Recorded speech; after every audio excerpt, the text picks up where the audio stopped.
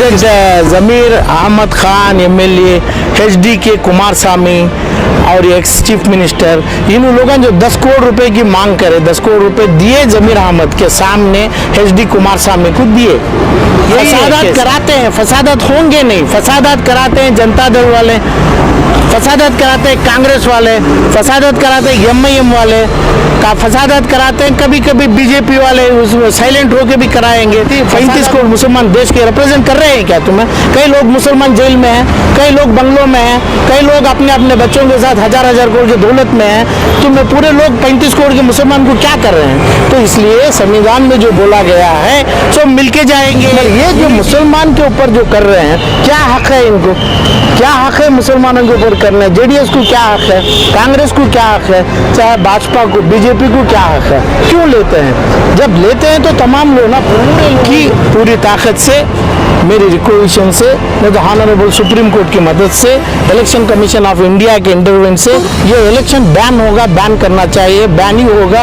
उन्होंने जीतेंगे भी तो हारेंगे। वो जितना करती है उसके बाद तो बचा हुआ कम ऑनरेबल सुप्रीम कोर्ट करेगी। एसीबी के बाद जो पैसों का मामला है, जो पैसों के हद तक जो मामला है, जो पैसों का मूटे में, गाड़ियों में, लारियों में भर के जो पैसा करते हैं, उसका काम एसीबी से सुप्रीम कोर्ट तक जाएगा। मगर ये जो मुसलमान के ऊपर जो कर रहे हैं,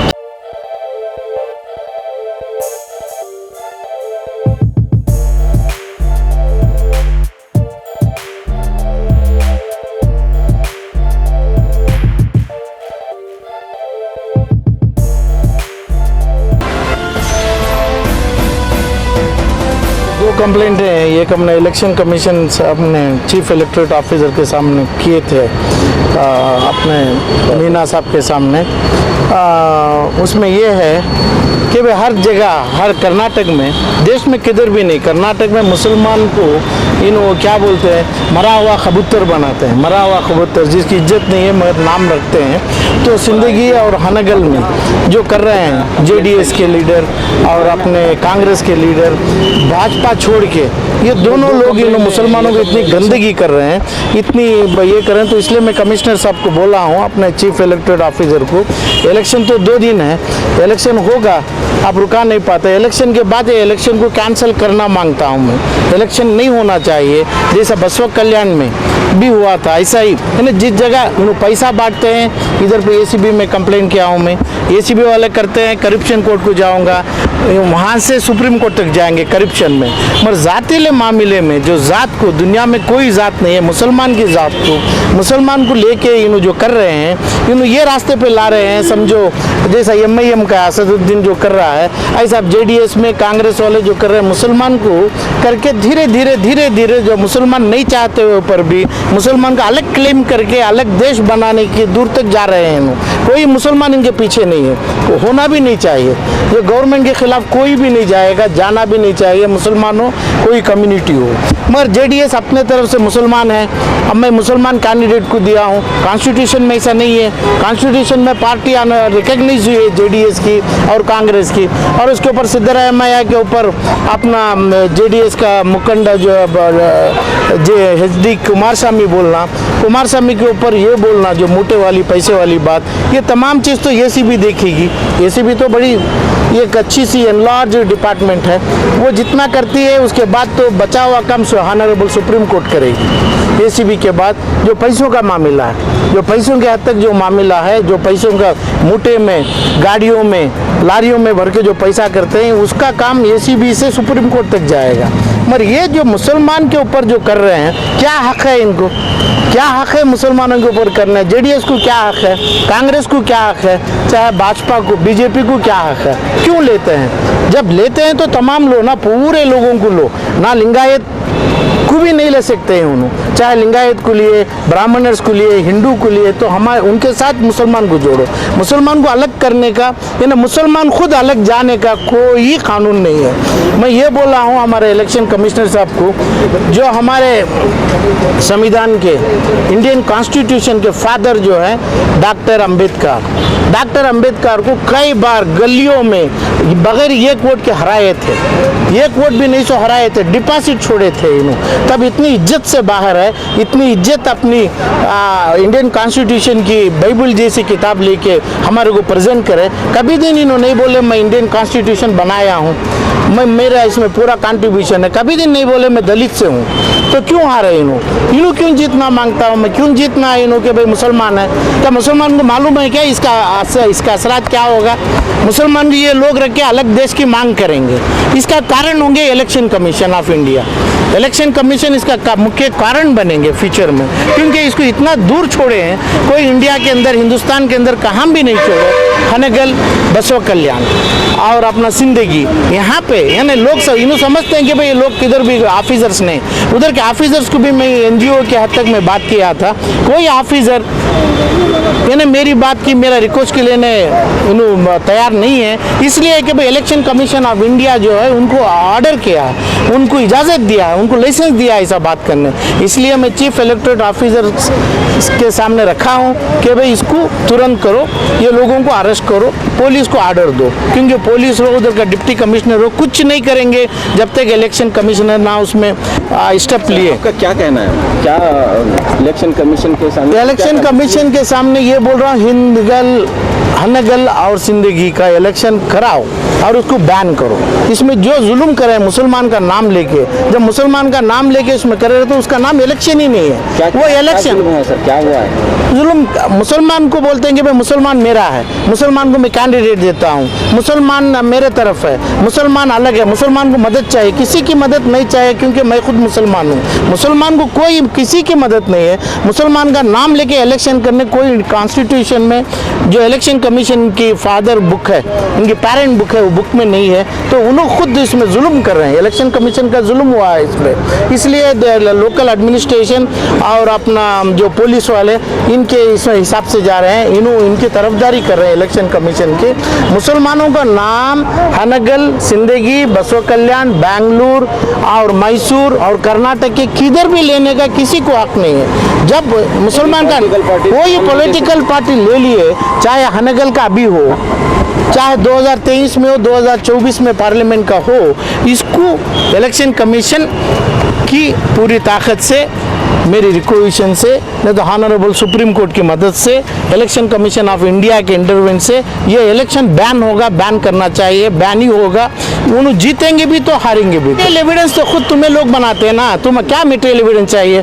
पागल जैसे बात जो पब्लिक में 5-7 करोड़ पब्लिक के सामने जो गया है, जो वीडियो गया है, ऑडियो बना के कई हजार ऑडियो रिलीज कर रहे हैं। ऑडियो में इन्हों बोलते हैं कि भाई मैं मोटे में पैसे लाया, वो लाया, ये मैं मेरा कुर्बा का मैं हूँ, ये मुसलमान का जेडीएस है, कुर्बा का ये है। ऐसा नहीं है।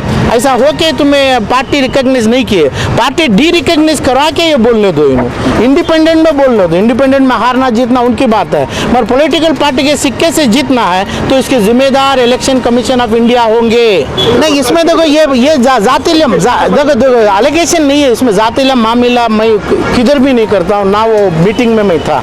मैं दोनों के ऊपर एलिगेशन लगाया हूँ कि भाई उग्रप्पा जान के, उग्रप्पा एकदम अक्यूज है, नंबर 1 अक्यूज है, नंबर 2 सलीम है, क्योंकि पूरा सुनता हुआ बोला कि मैं DK शिव कुमार को मैं खुद लाया हूँ, मैं खुद उसको अपॉइंट किया हूँ। किसको बोल के? राहुल गांधी को बोल के। इसकी इनकी बात कोई नहीं सुनेगा, राहुल गांधी को बोल के। राहुल गांधी भी अक्यूज है मेरे एक मैटर में, यही ACB के पास। उग्रप्पा भी है।